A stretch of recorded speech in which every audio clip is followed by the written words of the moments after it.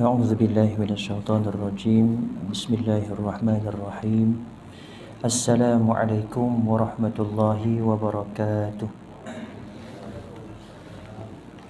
للنبي المصطفى رسول الله صلى الله عليه وسلم وإلى أرواح والدينا ومعلمينا وذوي الحقوق علينا أجمعين الفاتحة أعوذ بالله من الشيطان الرجيم بسم الله الرحمن الرحيم الحمد لله رب العالمين الرحمن الرحيم مالك يوم الدين إياك نعبد وإياك نستعين اهدنا الصراط المستقيم صراط الذين أنعمت عليهم غير المغضوب عليهم ولا الضالين آمين إن الحمد لله نحمده ونستعينه ونستهديه ونستغفره ونعوذ بالله من شرور أنفسنا ومن سيئات أعمالنا من يهده الله فلا مضل له ومن يضلله فلا هادي له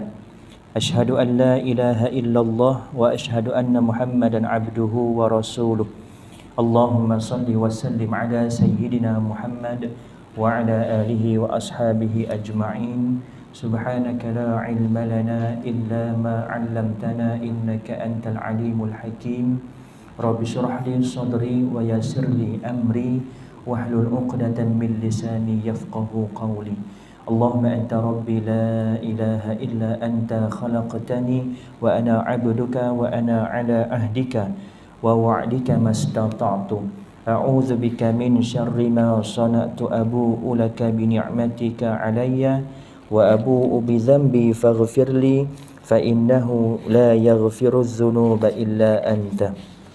Yang dihormati Tuan Pengurusi Surau, Tuan Imam, Tuan Bilal, pegawai serta ahli jawatan kuasa surau, yang dihormati dan dimuliakan juga para alim ulama di kalangan tuan-tuan dan juga puan-puan, seterusnya muslimin muslimat, hadirin hadirat. Pertama dan selama-lamanya, marilah kita merafakkan kesyukuran kehadrat Allah Subhanahu wa taala kerana dengan rahmat dan kasih sayangnya, keizinannya dapat kita berkumpul pada malam ini dalam sebuah surau yang indah dan sejuk ini. Mudah-mudahan perjumpaan kita pada malam ini termasuk dalam salah satu Raudatul Jannah, taman-taman syurga yang ada di dunia ini, kata Nabi, antaranya adalah majlis-majlis ilmu. Mudah-mudahan perjumpaan kita juga mendapat dikira sebagai amalan kebaikan kita ketika bertemu dengan Allah Subhanahu wa taala fi yaumul mahsyar nanti. Yang mana pada ketika itu kita masing-masing nafsi-nafsi dalam keadaan yang ketakutan, memikirkan nasib akan datang selepas hisab oleh Allah Subhanahu wa taala. Mudah-mudahan sedikit sebanyak kehadiran kita pada malam ini dikira amal kebaikan yang menjadi penambah timbangan mizan kebaikan kita di akhirat nanti. Malam ini kita sambung dalam bab sejarah pewarisan harta pusaka. Sejarah pewarisan harta pusaka yang lepas kita dah masuk pada hal sebelum kedatangan Islam. Secara ringkas kita ulang poin-poinnya, iaitu antaranya ini sebelum kedatangan Islam. Sejarah bagaimana cara umat pada ketika itu mewarisi harta pusaka. Yang pertama dengan cara keturunan nasab. Kemudian yang kedua dengan cara sumpah setia dan pertolongan. Tidak kira sama ada di kalangan keluarga ada kaitan nasab ataupun tidak. Sama ada di kalangan golongan muhajirin dan ansar ataupun sesama ansar dan ansar, tidak kisah. Asalkan ada sumpah setia dan ta'awun, pertolongan antara satu dengan yang lain. Aku mati, nanti kau mewarisi harta aku. Kau mati, aku pula yang akan mewarisi kau. Jadi ini cara sebelum kedatangan Islam. Kemudian yang ketiga dengan cara tabanni, iaitu anak angkat. Malam ini kita sambung dalam bab selepas kedatangan Islam. Bila datang sahaja Islam membawa rahmat dari Nabi SAW, maka cara pembahagian pusaka juga berubah. Hukum faraid tidak dilaksanakan serta-merta setelah ajaran Islam mula berkembang di bumi Mekah. Kerana umat pada ketika itu kalau diberikan secara terkejut, boleh jadi ianya menjadi satu kejutan budaya. Maka berperingkat-peringkat untuk mengaplikasikan syariat.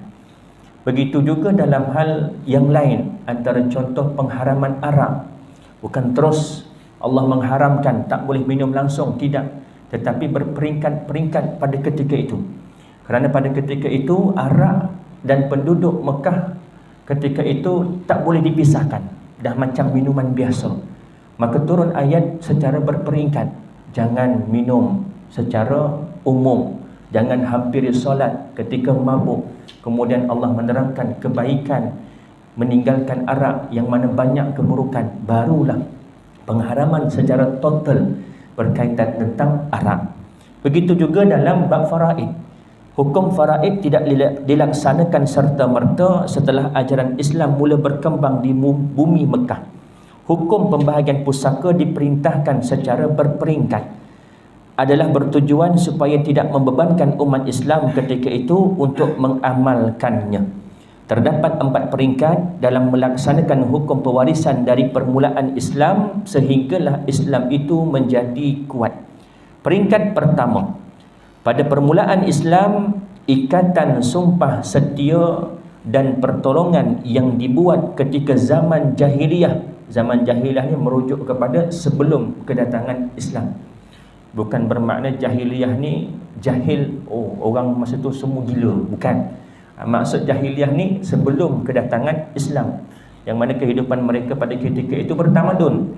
Adanya bangunan-bangunan, adanya urusan jual beli di pasar, adanya kenderaan, adanya haiwan, ternakan dan sebagainya, macam kehidupan biasa. Tetapi istilah jahiliyah itu diberi nama kerana sebelum kedatangan Islam. Pada permulaan Islam, ikatan sumpah setia dan pertolongan yang dibuat pada zaman jahiliyah diteruskan, iaitu ikatan janji untuk pertolongan dan pewarisan di antara 2 orang lelaki yang bersahabat.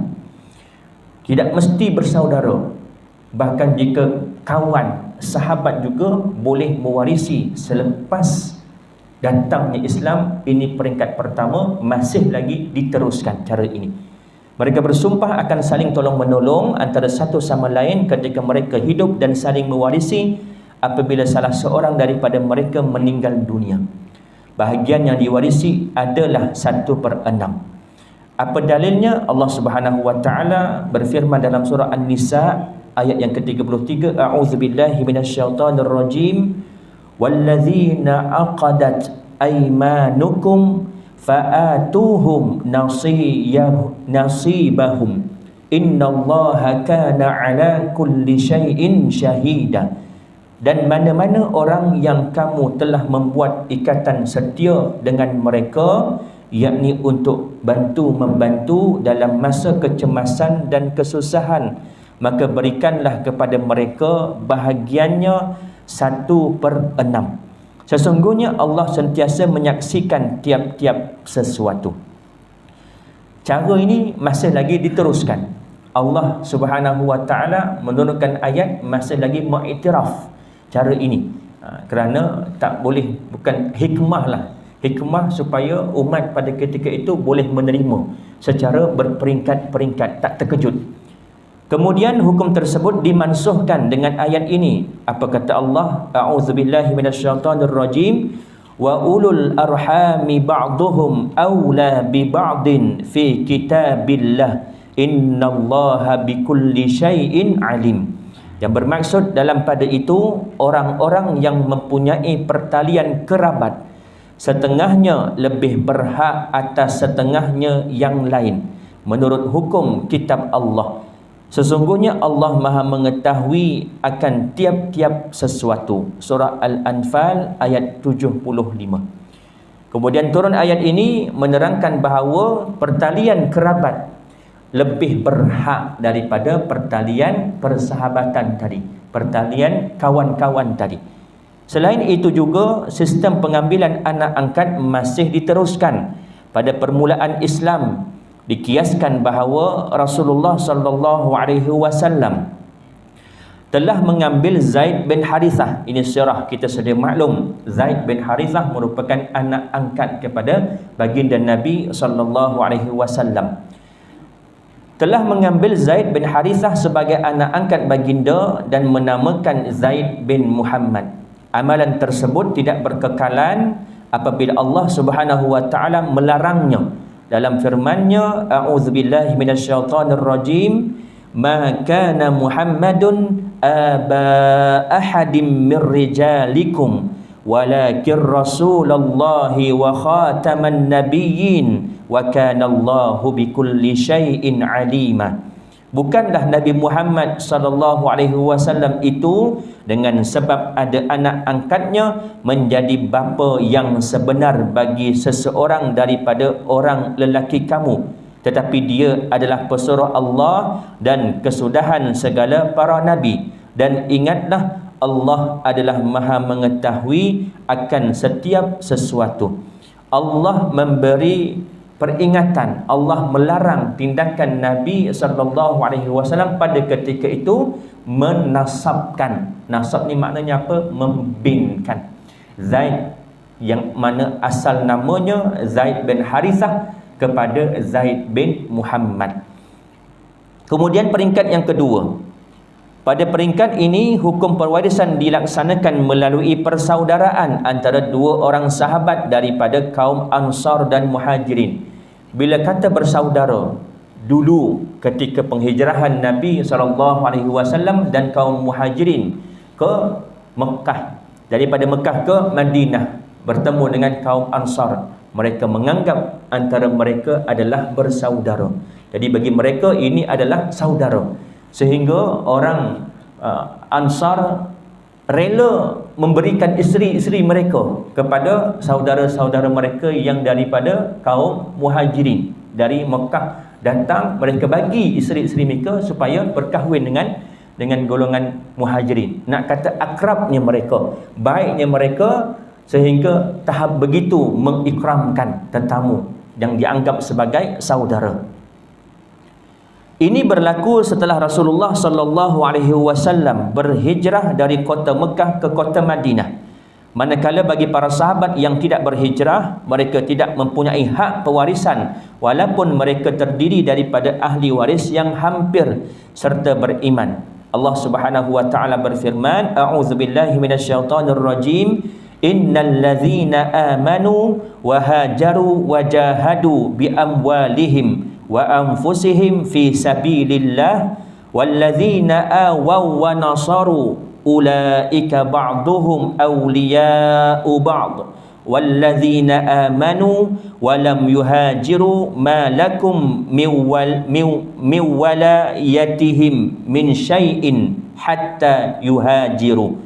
Sesungguhnya orang-orang yang beriman dan berhijrah serta berjihad dengan harta benda dan jiwa mereka pada jalan Allah, dan orang-orang Ansar yang memberi tempat kediaman dan pertolongan kepada orang-orang Islam yang berhijrah itu, mereka semuanya menjadi penyokong dan pembela antara satu dengan yang lain pada pertolongan dan perwarisan, termasuk dalam urusan perwarisan. Sekalipun bukan nasab, bukan ada pertalian nasab di kalangan Muhajirin dan Ansar, bahkan ternafinya hubungan nasab di kalangan sahabat yang masih tidak berhijrah ke Madinah dengan saudaranya menurut nasab berhijrah ke Madinah, dah tak boleh mewarisi. Bahkan lebih diutamakan kepada kaum Ansar yang berada di Madinah, lebih berhak dia mewarisi harta pusaka berbanding dengan keluarga yang berada di Mekah yang tidak turut serta berhijrah. Dan orang-orang yang beriman yang belum berhijrah, maka kamu tidak bertanggungjawab sedikit pun untuk membela mereka sehingga mereka berhijrah. Surah Al-Anfal ayat 72. Diceritakan bahawa seorang sahabat baginda sallallahu alaihi wasallam yang bernama Zubair Al-Awwam daripada golongan Muhajirin dipersaudarakan dengan sahabat bernama Ka'ab bin Malik daripada golongan Ansar. Ketika peperangan Uhud, Zubair berkata, jika Ka'ab bin Malik mati, tidaklah ada warisnya di dunia ini melainkan dia, yakni Zubair. Kemudian hukum tersebut dimansuhkan. Ini peristiwa sebelum turunnya ayat yang berikut daripada surah Al-Ahzab ayat yang ke-6 ini. Maknanya ada berlaku perwarisan daripada sahabat yang berhijrah daripada Mekah ke Madinah dengan golongan Ansar berlaku, dan diakui oleh Nabi SAW. Ini peringkat selepas datangnya Islam, tetapi belum muktamad lagi, belum dia punya muktamad keputusan dan juga penentuannya. Kemudian hukum tadi dimansuhkan dengan ayat berikut, a'udzubillahi minasyaitonirrajim, wa ulul arhami ba'duhum aula bi ba'din fi kitabillah minal mu'minina wal muhajirina illa an taf'alu ila awliyaikum ma'rufah. Dan orang-orang yang mempunyai pertalian kerabat, setengahnya lebih berhak mewarisi dan setengahnya yang lain menurut hukum kitab Allah daripada orang-orang yang beriman dan orang-orang muhajirin yang bukan kerabatnya, kecuali kalau kamu hendak berbuat baik kepada sahabat-sahabat karib kamu, iaitu dengan cara berwasiat. Maka turun ayat ini, Allah menetapkan tak boleh lagi dengan sebab persahabatan, mesti kena pertalian kerabat. Kerana dengan sebab kerabat itu, hubungan kekeluargaan itu, setengahnya lebih berhak, iaitu mewarisi akan setengahnya.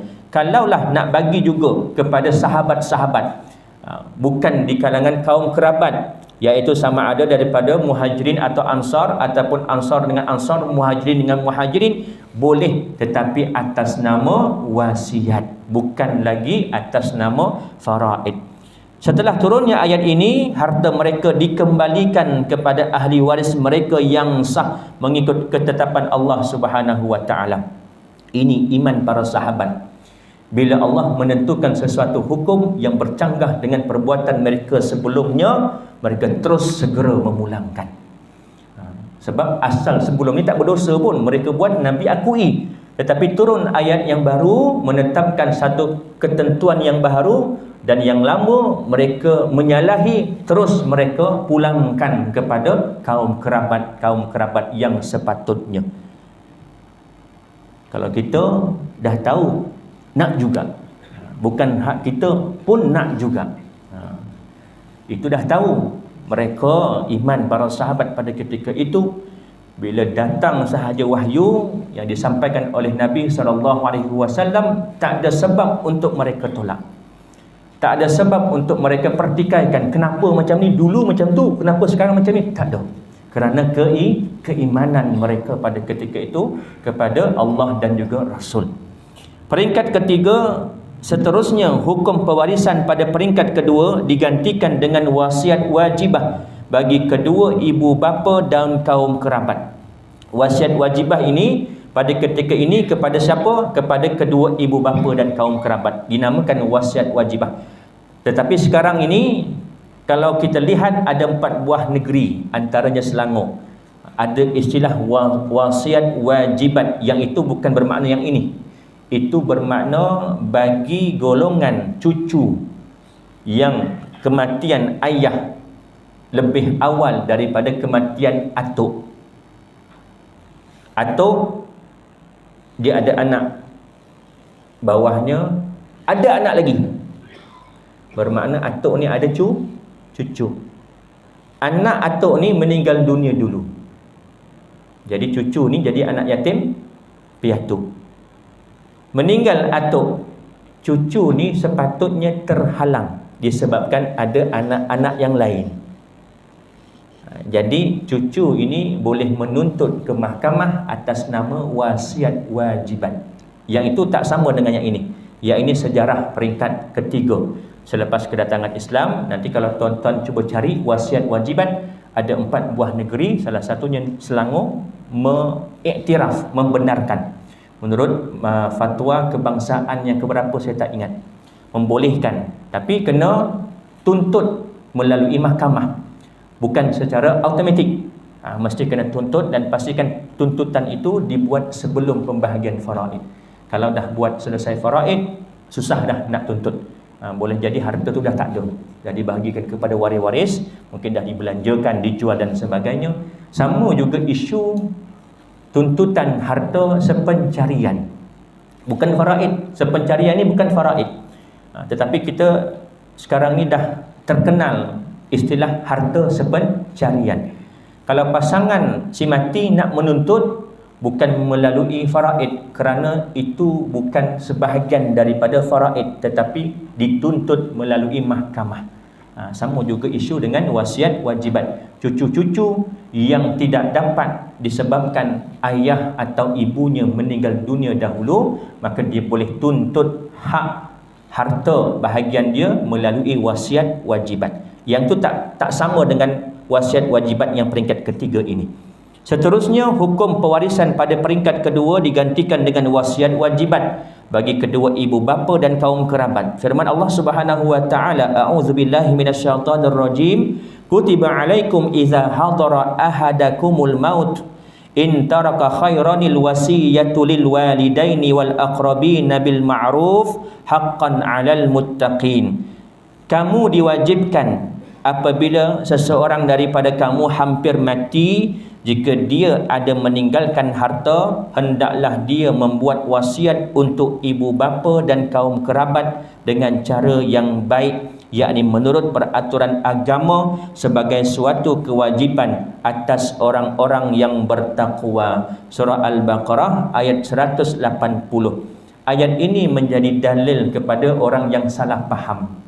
Bagi dia, ini ayat menunjukkan bahawasanya kita boleh berwasiat kepada waris. Sedangkan wasiat syarat-syaratnya tidak kepada ahli waris. Tetapi ini peringkat yang ketiga selepas kedatangan Islam, belum muktamad lagi.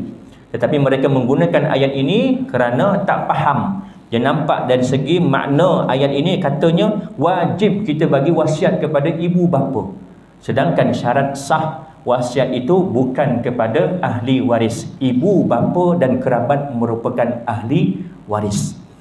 Wasiat ni apa dia? Lafaz masa hidup, penyerahan selepas mati. Kalau ayah mati nanti, tanah seekar yang kat hujung kampung tu kamu wakafkan kepada pihak surau. Contoh. Ini biasa lafaz-lafaz wasiat yang popular, yang biasa kita dengar. Adapun hibah, pemberian, ini semasa hidup. Sama ada dah tukar nama atau belum, cukup syarat ada akadnya, ada saksi, maka sah hibah tersebut, pemberian tersebut. Ini biasa ayah-ayahnya dah bagi siap-siap dekat anak-anak tanah. Anak ada 2 orang lelaki, 2 orang perempuan, ada 4 ekar tanah. Bagi siap-siap seorang seekar, harus boleh. Bila meninggal dunia, harta tersebut dah tak termasuk lagi dalam harta pusaka yang wajib difaraidkan oleh waris-waris. Maknanya harta tersebut yang 4 ekar ni dah tak termasuk dah. Ini dah dibagi semasa hidup, walaupun tak mengikut kiraan faraid, kerana ia bukan faraid. Faraid selepas kematian. Hibah semasa hidup, penyerahan semasa hidup, akad semasa hidup. Wasiat, akad masa hidup, penyerahan selepas mati. Adapun faraid selepas kematian. Setuju tak setuju, dia wajib. Ini bagi faraid. Adapun hibah, harus seseorang itu nak memberi kepada siapa pun harta yang dia nak bagi. Sama ada dengan keluarga dia, ataupun orang luar, ataupun orang yang bukan Islam sekalipun, dia nak bagi harta dia dekat kawan dia. Ahmeng contoh, dia ada 1 juta, dia nak bagi ke Ahmeng 1 juta, harus. Bukan menjadi larangan dalam Islam untuk kita memberi, menginfak ataupun hibah kepada seseorang. Bahkan kalau orang yang bukan Islam juga nak hibah kepada kita orang yang Islam juga boleh. Dalam bab korban, ini kita nak masuk korban nanti. Hukum orang yang bukan Islam memberi sumbangan lembu atau kambing korban, harus atas nama hibah. Dia bagi contoh, ini Ustaz dia kata Cina, ni ada 2 ekor lembu, saya mau bagi sama surau. Terpulang pada surau lah, nak potong bagi siapa-siapa, bagi orang miskin kah, bagi orang ramai kah, harus kita boleh ambil dan kita niatkan berkorban, bukan untuk dia, tetapi kita niatkan korban, bukalah kepada jemaah, juga hukumnya harus. Nak ambil separuh ke, kalau biasa 800 satu bahagian, yang ni contoh 400 atau 300, terpulang atas pengurusan pihak surau atau masjid, hukumnya harus. Jadi apatah lagi kita nak bagi kepada orang yang bukan Islam, juga harus. Tetapi dalam buat wasiat nanti, kalau wasiat itu diberikan kepada orang yang bukan Islam, khilaf di kalangan ulama. Satu, sebahagian ulama mengatakan harus, itu pun ada syarat yang ketat. Itu pun dengan syarat wasiat tersebut dapat melembutkan hati orang yang bukan Islam itu untuk datang memeluk Islam, jika wasiat tersebut dilaksanakan. Jika tidak, hukumnya tak sah wasiat tersebut, sebab pelaksanaannya selepas kematian.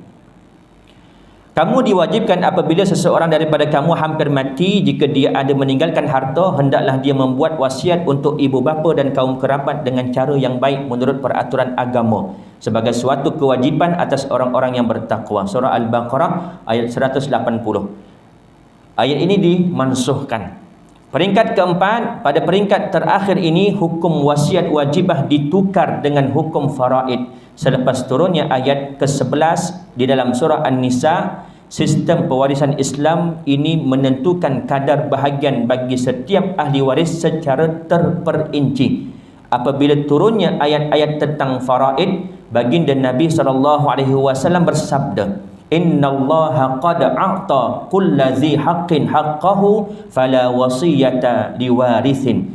Sesungguhnya Allah Subhanahu wa taala tidak memberikan kepada setiap yang berhak akan haknya. Allah Subhanahu wa taala telah memberikan kepada setiap yang berhak akan haknya. Ketahuilah bahawa tiada wasiat kepada ahli waris. Yang mana ayat tadi wajib wasiat kepada ibu bapa dan kerabat. Tetapi hadis Nabi SAW menentukan bahawasanya tiada lagi dah wasiat kepada ahli waris. Kalau nak bagi juga, kena takharuj, keluar daripada kaedah faraid atas persetujuan semua ahli waris, kemudian ada kerelaan di kalangan ahli waris, kemudian di kalangan ahli waris akil dan juga baligh. Sama juga kaedahnya nak bagi sama rata. Nak bagi sama rata ke, nak muafakat ke, nak sepakat wasiat ini kepada ahli waris ke, kena ada 3 syarat tadi. Di kalangan ahli waris yang terlibat, kena akil dan juga baligh. Di kalangan ahli waris yang terlibat, tahu dahulu bahagian mereka mengikut faraid. Di kalangan ahli waris yang terlibat, nak bagi hak dia daripada banyak menjadi sedikit, kena rela hati dia, bukan terpaksa. Baru sah untuk bagi sama rata atau membuat wasiat kepada waris. Hukum faraid. Hukum yang berkait dengan faraid ada 2 bahagian, iaitu hukum pelaksanaan faraid. Apabila seseorang meninggal dunia, maka wajib bagi setiap ahli warisnya melaksanakan hukum faraid. Hukumnya wajib, pelaksanaannya wajib, bukan pilihan kedua, bukan pilihan ketiga, bukan bila dah bergaduh, berkelahi baru nak pilih faraid. Tetapi faraid adalah tempat yang pertama. Terdapat beberapa dalil tentang kewajipan tersebut yang dinyatakan di dalam Al-Quran dan As-Sunnah. Dalil daripada Al-Quran iaitu di dalam surah An-Nisa. A'udzubillahi minasyaitonir rajim. Lirrijali nasibum mimma tarakal walidani wal aqrabun walin nisa'i nasibum mimma tarakal walidani wal aqrabun mimma qalla minhu aw kathur nasiban mafruḍa. Bagi orang-orang lelaki ada bahagian pusaka daripada peninggalan ibu bapa dan kerabat. Dan bagi orang-orang perempuan pula ada bahagian pusaka daripada peninggalan ibu bapa dan kerabat. Sama ada sedikit atau banyak daripada harta yang ditinggalkan itu, iaitu bahagian yang telah diwajibkan, yakni ditentukan oleh Allah Subhanahu wa taala, nasiban mafruḍa. Cuma dalam ayat ini belum terperinci lagi. Cuma Allah memberi secara umum bahawasanya di kalangan lelaki, di kalangan perempuan ada harta pusaka mereka daripada ibu bapa dan kaum kerabat mereka. Yang mana pembahagian tersebut difardukan, diwajibkan oleh Allah Subhanahu wa taala. Yusikumullahu fi auladikum. Surah An-Nisa ayat yang ke-11. Allah Ta'ala perintahkan kamu mengenai pembahagian harta pusaka untuk anak-anak kamu. Kemudian dalam ayat yang lain, faridatan minallah, pembahagian harta pusaka dan penentuan bahagian masing-masing seperti diterangkan itu ialah ketetapan faridatan minallah, ketetapan daripada Allah Subhanahu wa taala. Dalam ayat yang ke-12 surah An-Nisa, wasiyatan minallah, yang bermaksud tiap-tiap satu hukum itu merujuk kepada pembahagian faraid tadi. Bagi suami berapa ayat sebelumnya adalah ketetapan daripada Allah Subhanahu wa taala.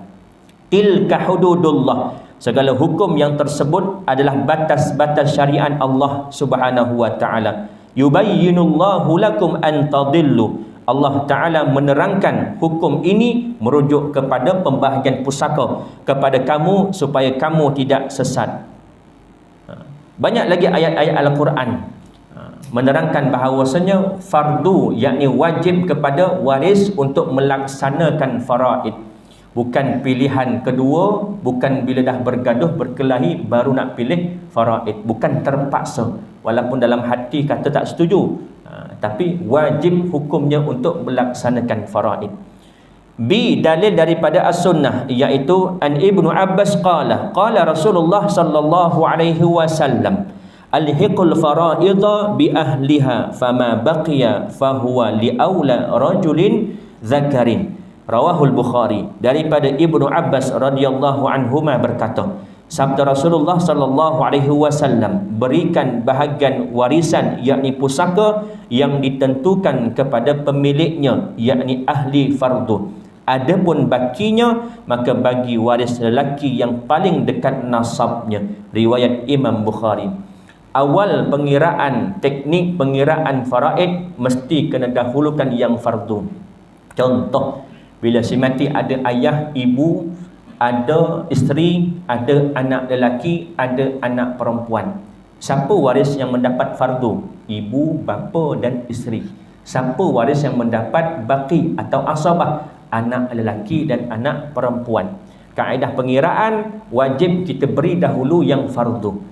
Ayah 1/6, ibu 1/6, isteri 1/8, bakinya baru diberikan kepada anak lelaki dan perempuan dengan nisbah lelaki 2, perempuan 1. Itu kaedah umum untuk pengiraan faraid. Nanti kita akan masuk dalam bab pengiraan. Dalam hadis lain, an Abi Umamah Al-Bahili qala sami'tu Rasulullah sallallahu alaihi wasallam yaqul, inna allaha qad a'ta kulla dhi haqqin haqqahu fala wasiyata liwarithin. Daripada Abi Umamah Al-Bahili berkata, aku telah mendengar Nabi sallallahu alaihi wasallam bersabda, sesungguhnya Allah Ta'ala telah memberikan kepada orang yang berhak akan haknya. Ketahuilah tiada wasiat kepada ahli waris. Sama juga dalam hadis yang tadi, tak ada lagi dah wasiat kepada ahli waris. Kalau buat juga tak wajib kepada waris untuk melaksanakan wasiat tersebut. Bila mati kita kena buat waris, kena buat 5 perkara. Yang pertama, daripada harta si mati, ambil harta si mati, waris ambil harta si mati untuk pengurusan jenazah. Kafannya, mandinya, kafannya, solatnya, kebuminya. Kedua, ambil harta si mati ni tadi, walaupun waris tak bersetuju, hukumnya wajib. Wajib bagi waris untuk menguruskan 4 perkara sebelum faraid. Yang kedua, apa dia? Hutang si mati dengan Allah. Kalau si mati ada hutang dengan Allah, belum melaksanakan haji contoh, dia mampu masa hidup, ada kemampuan harta, cuma belum lagi ada rezeki panggilan tabung haji, maka pada ketika itu wajib waris ambil hartanya, dibuat badal haji. Kerana ini hutang si mati dengan Allah. Contoh masa hidup si mati uzur, 5 tahun tak boleh berpuasa sepanjang bulan Ramadan, kena bayar fidyah. Ambil hartanya, bayarkan fidyah. Ini hutang si mati dengan Allah. Yang ketiga, hutang si mati dengan manusia. Yang ini biasa. Biasa kita dengar bila dah selesai urusan pengumumian, kadang-kadang anak akan bercakap, terima kasih tuan-tuan, puan-puan yang hadir memberi penghormatan terakhir kepada arwah ayah saya selaku anaknya, jika ada si mati ayah saya berhutang boleh berurusan dengan saya. Yang ini sebelum faraid kena selesaikan dahulu. Urusan jenazah, hutang dengan Allah, hutang dengan manusia, kemudian wasiat si mati jika ada, barulah faraid. Jika wasiat tadi tidak menepati syarat, diberikan kepada ahli waris. Ini banyak berlaku dalam masyarakat kita. Contoh yang biasa kita maklum, nanti kalau mak ayah dah mati, nanti rumah ini, rumah pusaka ini bagi kepada adik kamu yang bongsu. Biasa tak dengar? Biasa dengar. Wajib tak waris laksanakan wasiat ini? Tidak wajib. Kerana adik bongsu itu adalah waris. Boleh tak nak bagi? Boleh, mengikut kaedah takharuj tadi. Kalau semua ahli waris akil baligh, kemudian syarat kedua, semua ahli waris tahu dahulu bahagian mereka mengikut kadar faraid masing-masing, dan kemudian mereka reda nak bagi bahagian mereka kepada adik yang bongsu ni tadi, termasuk rumah pusaka tadi, barulah boleh dibagi. Kalau ada yang tak setuju, tak wajib laksana, tak timbul istilah anak derhaka, tidak melaksanakan wasiat ibu bapa. Ini bukan soal derhaka, ini perintah Allah dan Nabi, la wasiyata liwarithin, tidak ada wasiat kepada ahli waris. Barulah yang kelima, faraid. Bukan bila dah meninggal dunia dalam kepala otak kita faraid tak. Itu yang timbul persepsi buruk kepada faraid, yang biasa kita dengar kubur merah lagi, sibuk cerita tentang harta. Sebab mati je ingat harta, ingat pusaka, ingat faraid. Sedangkan ada 4 perkara yang waris kena tahu dan wajib laksanakan sebelum faraid lagi. Allah Subhanahu wa taala menjanjikan balasan syurga bagi ahli waris yang patuh dan taat kepada perintah Allah taala dan Rasulullah sallallahu alaihi wasallam dengan melaksanakan hukum faraid. Manakala bagi mereka yang tidak mahu mengikut hukum Allah Ta'ala dan menentukan pembahagian mengikut akal dan hawa nafsu mereka, maka nerakalah tempat mereka di akhirat kelak. Itulah balasan Allah Subhanahu wa Ta'ala bagi mereka yang ingkar.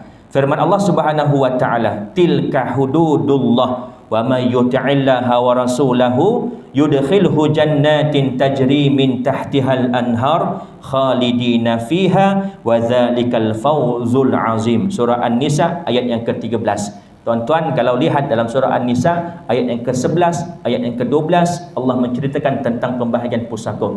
Bagi suami berapa, bagi isteri berapa, bagi ayah berapa, bagi ibu berapa, bagi anak-anak lelaki, anak-anak perempuan, adik-beradik, seibu sebapa berapa, seibu berapa, semuanya dijelaskan secara terperinci. Jadi ulama ijma', sepakat semua ulama mengatakan faraid ini hukumnya wajib dan ada kadarnya yang telah ditentukan oleh Allah Subhanahu wa taala. Ayat selepasnya yang ke-13 Allah berfirman, segala hukum yang tersebut iaitu berkait dengan anak yatim, faraid dan wasiat adalah batas-batas syariat Allah, dan sesiapa yang taat kepada Allah dan Rasulnya akan dimasukkan oleh Allah ke dalam syurga yang mengalir dari bawahnya beberapa sungai, mereka kekal di dalamnya, dan itulah kejayaan yang amat besar. Surah An-Nisa ayat yang ke-13.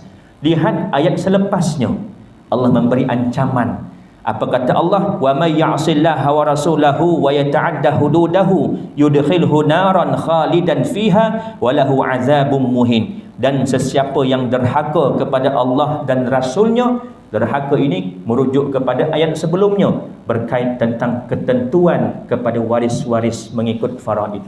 Suami berapa, isteri berapa, ayah, ibu, anak-anak, adik-beradik. Siapa yang derhaka kepada Allah dan Rasulnya, kata Allah, wa may ya'sillah wa rasulahu wa yata'adda hududahu, dan melampaui batas-batas syariatnya, yudkhilhu naran khalidan fiha, akan dimasukkan oleh Allah ke dalam api neraka. Khalidina fiha, kekallah dia di dalamnya, walahu azabun muhin, dan baginya azab siksa yang amat menghinakan. Guru saya almarhum Ustaz Jabal Alam Shah bila menerangkan ayat ini, dia berkata sehingga sekarang saya masih lagi ingat, kita ni kalau ingkar ni masuk dalam neraka bukan suka-suka. Bukan masuk neraka duduk saja, oh duduk tidur dalam neraka, tidak. Tetapi kekal dalam neraka itu dalam keadaan apa? Dalam keadaan baginya azab siksa yang menghinakan. Azab siksa yang menghinakan di akhirat nanti, di neraka Allah Subhanahu wa taala. Seringan-ringan siksaan di neraka tak dibakar. Hamba yang derhaka, yang ingkar kepada Allah, dimasukkan ke dalam neraka. Seringan-ringan siksaan di neraka, dia tak dibakar. Tetapi bagaimana siksaannya? Dipakaikan dengan kasut dari neraka. Dipakaikan dia dengan selipar daripada neraka, yang mana panas seliparnya itu boleh panaskan, menggelegak otak dia. Dia tak kena bakar. Ini seringan-ringan siksaan di dalam neraka. Apatah lagi dalam hal faraid ini, mengambil hak orang lain, memakan harta secara batil, dan lebih-lebih kita takuti sehingga kita termakan harta anak yatim. Ambil hak anak yatim, sepatutnya dia punya bahagian, kita sibuk nak ambil, tamak dengan harta yang ada di dunia ini, masuk dalam neraka bukan suka-suka, bukan duduk-duduk saja, tak, diberi siksa azab yang cukup menghinakan dan kekal selama-lamanya, khalidina fiha abada. Walaupun kita dalam akidah Ahlussunnah wal Jamaah, satu masa nanti mana-mana hamba Allah yang ada walaupun sedikit dalam hatinya keimanan kepada Allah, akhirnya nanti akan dimasukkan juga ke dalam syurga Allah. Tetapi sanggup ke masuk neraka dulu? Dan khalidina fiha itu merujuk bukan bermakna singkat waktunya. Kalau di dunia kita rasa 80 tahun hidup di dunia rasa lama dah. Di akhirat nanti beribu-ribu tahun. Khalidina fiha, kekal ini kata ulama dalam tempoh yang cukup panjang, cukup lama, kemudian barulah akhirnya nanti selesai perhitungan kita dengan Allah, dengan dosa-dosa yang kita lakukan, dimasukkan kita ke dalam syurga Allah akhirnya nanti. Tapi tempohnya cukup lama. Azan isyak, azan ke teruskan 9:45 dah ya, sikit lagi lah ya, boleh ya, dalam 5 minit insyaAllah. Kekallah dia di dalamnya dan baginya azab siksa yang amat menghinakan. Surah An-Nisa ayat yang ke-14. Yang kedua, hukum mempelajari ilmu faraid dan menentukan pembahagian kepada ahli waris adalah fardu kifayah. Kita belajar malam ini berkait dengan faraid, hukumnya fardu kifayah. Kita buat, yang lain tak payah. Bukan tu maksudnya. Fardu kifayah ni maknanya apa? Bila kita buat, yang lain gugur kefarduannya untuk melaksanakan, untuk belajar. Tapi kalau mereka nak buat, jadi sunat. Bila sesuatu tempat melaksanakan fardu kifayah, ni imam kita, Bilal kita patut terima kasih dekat mereka. Hukum melaksanakan solat berjemaah 5 waktu fardu kifayah. Kita nak datang mungkin maghrib isyak je, mungkin subuh, zuhur asar, mereka ni lah yang membantu kita, yang menyelamatkan kita. Berterima kasihlah kepada imam dan juga Bilal. Walaupun mereka dapat allowance, itu lain cerita.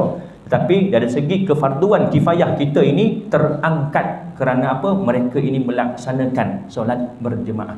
Begitu juga dalam ilmu faraid. Belajarnya hukumnya fardu kifayah, tetapi mempraktikkan, mengamalkan adalah fardu ain kepada setiap waris. Begitu juga dalam ilmu tajwid. Hukum belajar tajwid fardu kifayah. Fardu ain cuma ada 3 je ilmu. Apa dia? Ilmu berkait dengan tauhid, akidah. Yang kedua berkait dengan hukum syariat. Yang ketiga berkait dengan akhlak, tasawuf. Selain daripada 3 ini, fardu kifayah, termasuk faraid, termasuk tajwid. Tajwid fardu kifayah. Tetapi bila kita nak baca Al-Quran, fardu ain kepada yang pembacanya baca dengan bertajwid. Maknanya kalau dia baca Al-Quran tak bertajwid, jadi dosa. Jangankan nak dapat pahala, berdosa lagi. Orang yang membaca Al-Quran dalam keadaan tajwidnya lintang pukang, yang panjang jadi pendek, yang dengung tak didengung, yang tak dengung jadi dengung, makhraj entah ke mana, hukumnya entah ke mana, apatah lagi dalam solat sehingga mengubah makna dan sebagainya, itu haram dan berdosa dan tidak sah. Tapi dalam bab Al-Quran, satu surah yang menjadi fardu ain kepada seluruh umat Islam. Ini menurut pendapat Al-Imam Asy-Syafi'i. Apa dia? Surah Al-Fatihah. Kerana surah Fatihah merupakan rukun dalam sembahyang. Wajib kita semua belajar ilmu tajwid dalam surah Fatihah. Tetapi ilmu tajwid tak semuanya ada dalam surah Fatihah. Tetapi ilmu tajwid yang berkait dengan surah Fatihah wajib untuk kita belajar, kerana ia merupakan rukun dalam sembahyang, wajib untuk kita laksanakan dalam sembahyang. Rukun apa? Rukun qauli. Wajib diucapkan dengan jelas, sekurang-kurang telinga kita sendiri boleh dengar. Kawan sebelah kanan, sebelah kiri dengar, harus. Kawan sebelah kanan, sebelah kanan, sebelah kiri dengar, makruh. Jadi sekurang-kurang telinga kita sendiri boleh dengar bacaan rukun qauli kita. Apa rukun qauli dalam solat? 5. Takbiratul ihram, Allahu akbar yang mula-mula. Kemudian bacaan Fatihah kita daripada bismillah sampai waladdallin. Kemudian tahiyat akhir kita, at-tahiyyatul mubarakatus salawatut thayyibatu lillah sampai wa asyhadu anna Muhammadar Rasulullah. Kemudian yang keempat apa dia? Selawat kepada Nabi sallallahu alaihi wasallam dalam tahiyat akhir. Allahumma salli ala Muhammad, ini sekurang-kurangnya. Kemudian salam yang pertama, Assalamualaikum warahmatullahi. Dah sah sembahyang kita yang 5 rukun qauli. Tak baca tapi tak dengar, baca tapi tak keluar suara, tak sah. Kerana dia rukun qauli yang mesti diucapkan, sekurang-kurang telinga kita sendiri boleh dengar. Adalah fardu kifayah bagi umat Islam mempelajarinya, iaitu hanya sebahagian umat Islam yang wajib mempelajari ilmu ini. Seseorang itu tidak wajib mempelajarinya jika telah ada orang lain yang menunaikan kewajipan tersebut. Qala al-Imam Ghazali, an ilmi mirathi ajma'ati al-ummatu ala annahu min furudil kifayah. Kata Imam Al-Ghazali rahimahullahu ta'ala berkenaan ilmu pusaka, para ulama muktabar telah bersepakat bahawa ilmu ini daripada ilmu yang fardu kifayah. Walaupun begitu, hukum mempelajarinya menjadi sunat apabila kewajipan itu telah ditunaikan. Bila kita dah belajar, yang lain nak belajar lagi, jadi hukum sunat. Kita dah angkat kefarduan kepada semua penduduk dalam Bukit Canggang ini. Kepentingan mempelajari ilmu faraid, insya-Allah kita akan sambung pada perjumpaan akan datang. Saya rasa cukup sekadar ini. Yang baik itu datang daripada Allah dan kurang lemah itu datang daripada kelemahan diri saya. Saya mohon maaf, mohon ampun andai terkasar bahasa, terkuris hati tuan-tuan dan juga puan-puan kita tangguh dengan tazbih kafarah dan suratul Asy. Subhanakallahumma bihamdika asyhadu an la ilaha illa anta astaghfiruka wa atubu ilaik. Bismillahirrahmanirrahim. Wal 'ashr innal insana lafi khusr illa allazina amanu wa 'amilus shalihat wa tawassaw bil haqqi wa tawassaw bis sabr. Bismillahirrahmanirrahim. Alhamdulillahirabbil alamin wassalatu wassalamu ala asyrafil anbiya'i wal mursalin wa ala alihi wa sahbihi ajmain. Allahumma faqihna fid din wa 'allimna ta'wil wahdinas siratal mustaqim siratal ladzina an'amta 'alaihim minan nabiyyin wasiddiqin wasyuhada'i wassalihin. Allahumma arinal haqqa haqqan warzuqna ittiba'ah wa arinal batila batila warzuqna ijtinabah. Allahumma inna na'udzubika min 'ilmin la yanfa' wa min qalbin la yakhsha wa min nafsin la yashba' wa min da'watin la yustajabu laha. Rabbana atina fid dunya hasanah wa fil akhirati hasanah wa qina adzaban nar. Wa sallallahu ala sayyidina Muhammad wa ala alihi wa sahbihi wa baraka wa sallam. Walhamdulillahi rabbil alamin. Assalamualaikum warahmatullahi wabarakatuh.